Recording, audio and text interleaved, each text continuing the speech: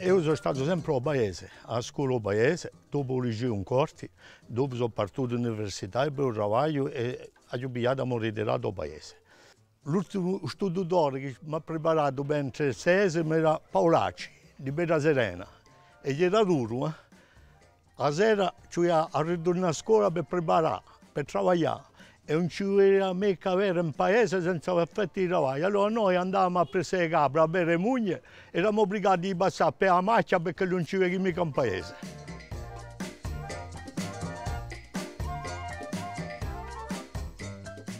Le più belle sono quelle che abbiamo passato tutti i giorni insieme al paese.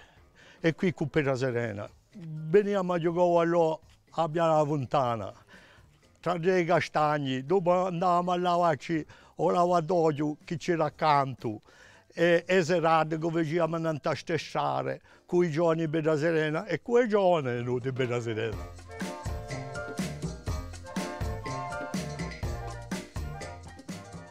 Non è più la stessa Corsica. Prima la vita dei paesi era tutta l'annata. C'era l'epoca dei castagni, l'epoca della vigna, l'epoca dell'ombera, l'epoca e c'era sempre la vita. La vita dei paesi c'è un poco l'estate e malorosamente l'inverno la vita non siamo più tanti. La vita era dura e ho conosciuto la vita in 10 case a una rivoluzione spettacolare. Ho conosciuto che viviamo in una pezza, con un fugone a mezzo, un fume, e castagne sopra, i guardi che callavano, cascavano a tavolino. Non ci vediamo manco a tavolino di oltre, talmente c'era un fumo. E in pochi anni tutto è cambiato. Tutti i vecchi mobili sono spariti. È stata l'epoca del formica, l'epoca di letti in faro.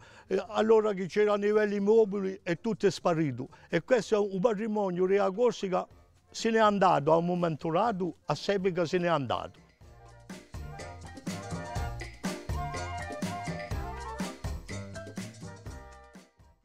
Cioè io sono ottimista, io sono ottimista, ma ci ho fatto attenzione.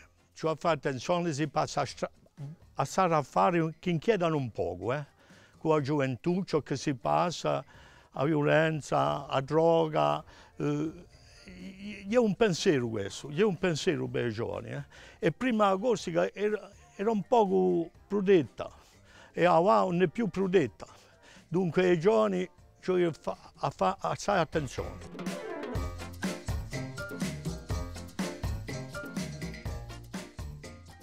Dunque, un consiglio che do ai giovani è che li facciano attenzione, che li si approntino a battersi perché la vita non è mica facile, e che li abbiano confianza, che li battono e che li abbiano confianza. Ecco ciò che vi posso dire.